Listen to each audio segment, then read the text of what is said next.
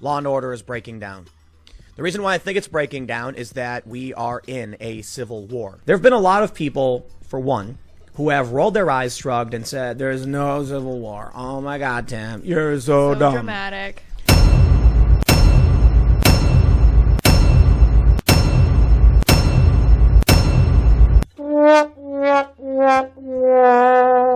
We're facing down high probability of civil war. And I know it sounds crazy. We are in a cold civil war to a potential civil war. People might say I'm a little alarmist when I mention a potential civil war. Many people have referred to the coming of the Second American Civil War. Some may say civil war. Talk of civil war. We're in a civil war. We are in a civil war. Civil war or a second civil war. Yeah, man. What do you think? Do you think you think the Civil War boogaloo chaos? No. Riots in the streets? You don't think so? No, I don't think so.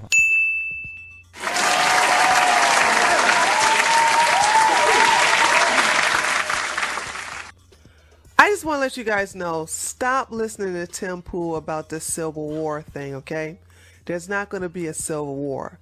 What are the consequences and repercussions for him saying that? He's been saying that for what, a year now? Oh, it's a civil war. It's going to be a civil war, guys. Watch out for the civil war. Oh, it's going to be... Does he know what a civil war means? Does he know what that entails? Does he know what that consists of? And why do we not hold people like him responsible for the things that they say? I don't deal with the fear-mongering. I don't like it, and I will not stand for it. And I think you all need to stop allowing people who tell you things that you like to hear to get away with this fear-mongering. How is he any different than CNN, MSNBC, and all these other left-wing publications telling you to be very afraid of the Trump? I don't like that. I don't like people trying to get me emotionally connected or trying to come at my emotions through fear or scarcity. That's another one I have a problem with. I don't like people telling me there's a limitation to what I can get and what I can't get.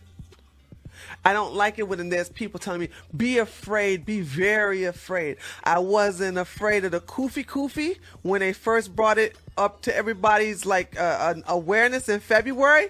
Wasn't I the first one like, I'm not afraid of it? I was telling everybody, I'm not dealing with it. I told everybody, I'm not dealing with it.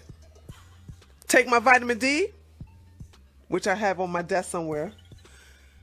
My vitamin C, my iron, my zinc. Drink my rose hips, which just has vitamin C. I'm good. And guess what? It's November the 1st, and I have been kufi free. Huh? Press 1 if you have been kufi free.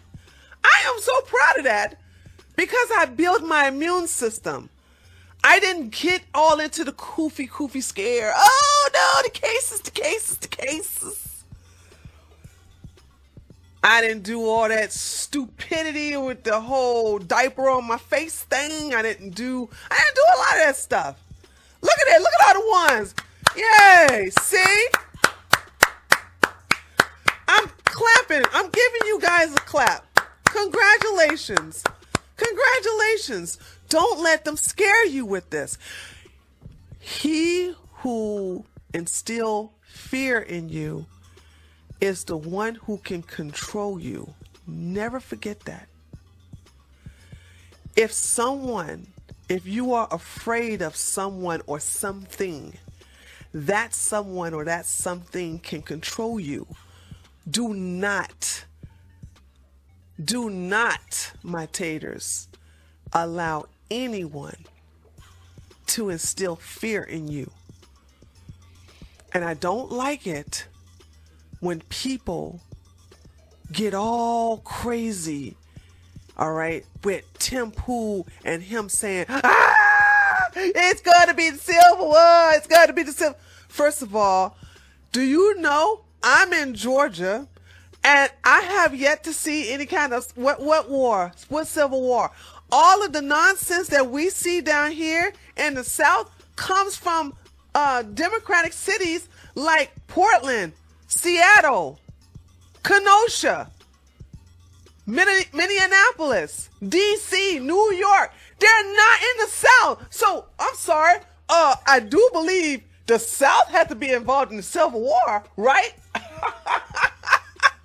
mean, you can't have a Civil War without people from the South. Does that make sense? How can there be a Civil War if we're not involved? If we're just sitting there going, wow, look at the Civil War, then that's not a Civil War. People who try to instill fear in you are your enemies. I don't know why y'all listen to that grifter in the first place. His old wishy-washy self. Milk toast. You guys got your standards are so low for people who give you the news. I wish I wasn't so busy. You know what? If I wasn't so busy, because I got a lot of stuff going on in my real life. Hopefully, I don't even know when that's going to come to a end yet, but it's a wild ride. But here's the deal. I want y'all to understand this, okay? One of these days, I'm going to finally have everything set up, and I'm going to see all the news coverage that he does, and I'm going to do it. This time, I'm not going to rant like I'm some libtard. I'm not going to sit up here and give you a milquetoast take.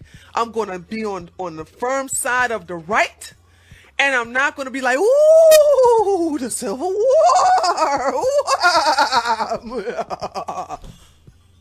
I'm not doing that. All right, let's see what's going on here. Let's see what's happening here, guys. Before I end this video, there's one last thing I want to say, or shall I say, ask. Why do Republicans, right-wingers, conservatives, and right-leaning libertarians refuse to call Tim Pool out on his fear-mongering?